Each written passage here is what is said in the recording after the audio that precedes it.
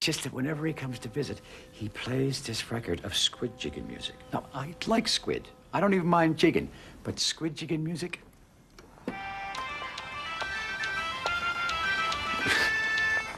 Squid jigging music drives me crazy. Thing of it is, I couldn't tell Rodney. He always plays this music. Like I said, we're friends. And how do you tell a friend that you don't like something that they do? You know, Theodore and Fodak have always been good friends, too. But once, they weren't so sure.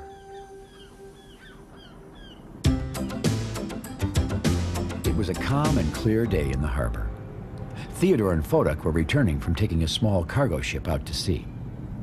They decided to go the long way home past the rocky shore. Suddenly, Fodak's computer started making sounds. It was saying that there were big rocks under the water, and where there were rocks in harbors, there were always marker buoys. Now, in this particular part of the harbor lives a very special marker buoy. His name is Bedford Buoy. And it so happens that one of Theodore and Fodak's most favorite things to do together is...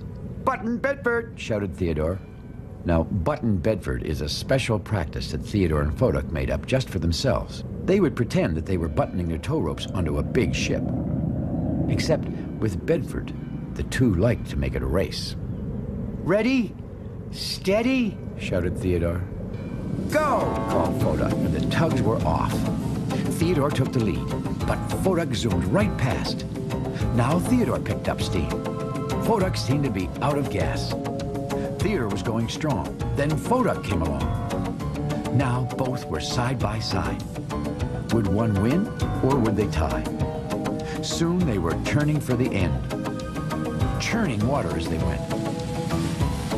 At last, the finish, coming up, and the winning one was... Fodak! "Hooray!" shouted Fodak. He was so excited about winning, he roared over and bumped Theodore.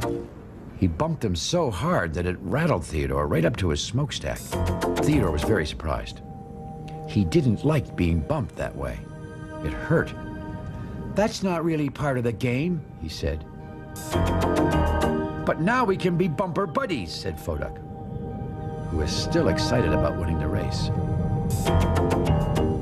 "Bumping can be our new secret thing." Then Fodak bumped Theodore again, even harder than before. But all Theodore did was slowly move away. "Where are you going?" called Fodak. I don't want to practice with you anymore," answered Theodore quietly. Well, Fodak wondered what could be the matter with his friend. So he just floated there with his computer working away. Theodore floated away before Fodak could see him, because he was feeling very, very sad. This new bumping by Fodak was no fun. It was no fun at all.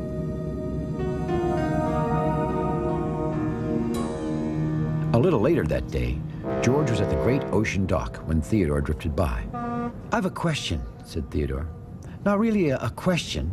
I was just kind of wondering, should tugs ever bump each other?" "Ships don't like being bumped," said George. "It could damage them. The pilot boats always say, don't bump. A good tug is a gentle tug." "What if a tug bumps you?" asked Theodore. "Who did that?" said George. No one," replied Theodore. George was puzzled by Theodore's strange question. And then he said, "We have a big job tomorrow. We have to bring in a container ship. The dispatcher has ordered me and 2 other tugs." "Who are the other tugs?" asked Theodore nervously. "You and Fodak," replied George. Fodak. That was what Theodore was afraid of. What if Fodak bumped him again? He really didn't like being bumped. What could he say?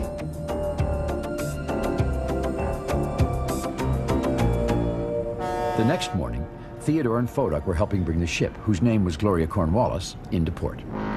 Gloria was piled high with big containers to be unloaded on shore. George was up front, puffing and pulling away. The closer they got to the dock, the more worried Theodore became. He was afraid that when they were finished, Foduck would bump him again, and it would hurt. While Theodore was worrying so much about what would happen after he had docked the ship, he wasn't paying any attention to what was happening right then, while he was still working. Careful now, Theodore, called Pearl, the pilot boat. Yes, please, added Gloria.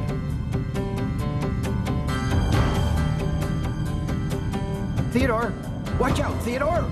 Cried Pearl. But it was too late. Poor Gloria. The back of the big ship bumped right into the dock. That hurt, said Gloria. Sorry, Theodore said softly. We'll talk about this later, Theodore, announced Pearl. Theodore returned to the Great Ocean Tug and Salvage Company dock, and it wasn't long before Pearl appeared with a very sour look on her face. All Theodore could do was stare at the water. That wasn't a very good job, Theodore, said Pearl sternly. I'm very sorry, Pearl, said Theodore. It won't happen again. Pearl told Theodore that he would need to do a better job tomorrow. Tomorrow? Repeated Theodore. Yes, Theodore, replied Pearl. When you take the ship back out of the harbor with George and Foduck.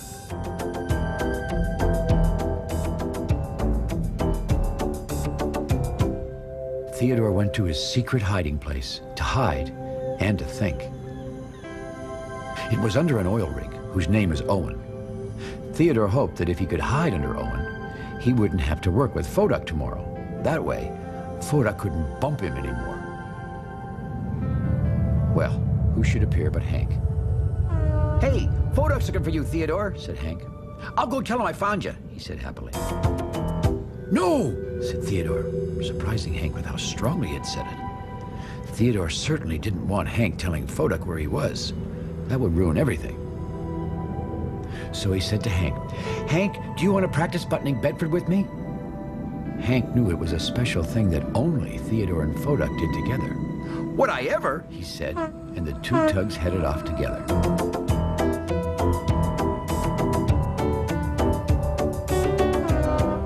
When Hank returned home, he found Foduck near his dock looking very puzzled. Hank, have you seen Theodore? Asked Foduck. Sure, replied Hank. We were just buttoning Bedford. Well, Foduck couldn't believe his ears. Theodore wouldn't button Bedford with him the day before. Why did he do it with Hank now? Foduck floated over a little closer to George. I have a question, said Foduck. Not really a question, I was just kind of wondering. What if someone doesn't want to work with you and does your special practice with someone else? Does that mean you're not friends? Who did that? Said George. Oh, no one, replied Foduck. George was confused. It certainly seemed everyone had a lot of questions about no one lately.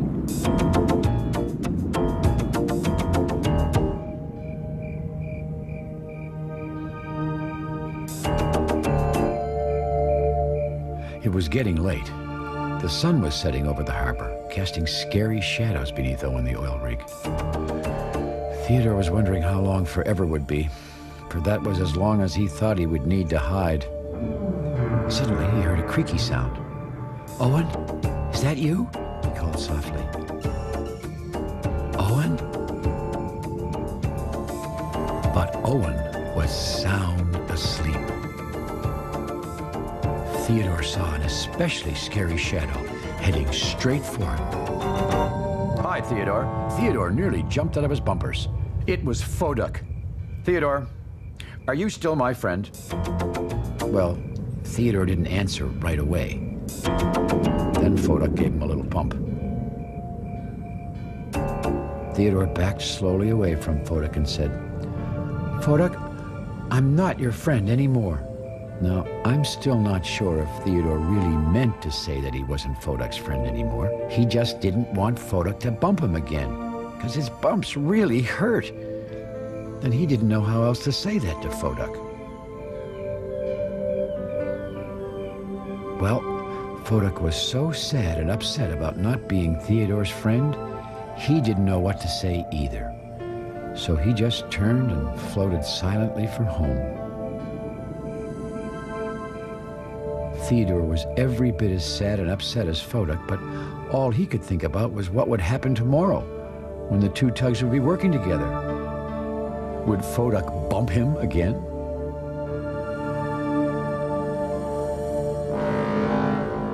The next day, Theodore and Foduck helped take Gloria Cornwallis back out to the mouth of the harbor. They were very quiet. The two didn't even toot to each other the whole way. Prepare to unbutton, ordered Pearl. Finally, the ship was at the harbor entrance.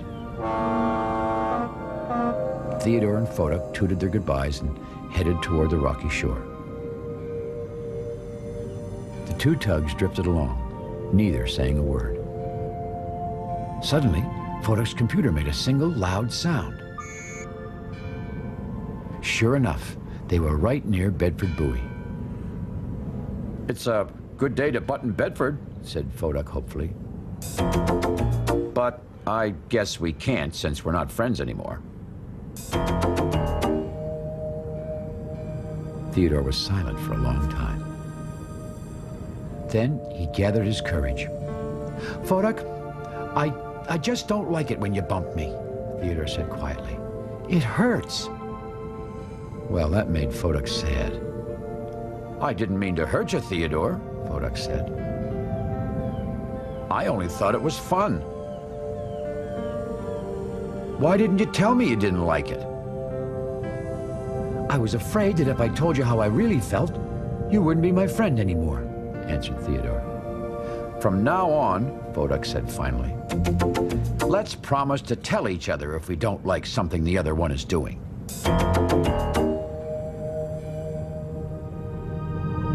Theodore turned away from Foduck. Foduck wondered if Theodore was still upset with him. Finally, Theodore spoke up. Ready? Steady? He shouted. Foduck knew just what to say next. Go! And the two friends raced toward Bedford with big, happy smiles. And if you were to ask Bedford Buoy, that was the best buttoning he had ever had. Most of all, because the tugs took special care not to bump him either. After all, no one, not even marker buoys, like to be bumped. Well, I'm glad that Theodore and Foduck got that bumper buddy business straightened out. I guess a real friend is someone you can tell the truth to. Oh, speaking of real friends, did I tell you that my friend Rodney came by to see me? I told him, I said, I don't like squid jigging music. You know what he said? He said he only played it because he thought I liked it. You imagine. Well, we'll see you again next time here in the Big Harbour. So long for now. No, I'm sorry. I don't like squid jigging music. It drives me crazy. Theodore, he's a tugboat and a friendly tugboat too. A friendly tugboat too. Oh, Theodore likes to do the things that friendly tugboats do. Pushing and a pulling in the great big harbor, in the great big world is so much fun. So many brand new things to discover. Waking with the sun, gotta get the job done. Oh, Theodore and Emily, Foduck, Hank and George, and the Harbourmaster too.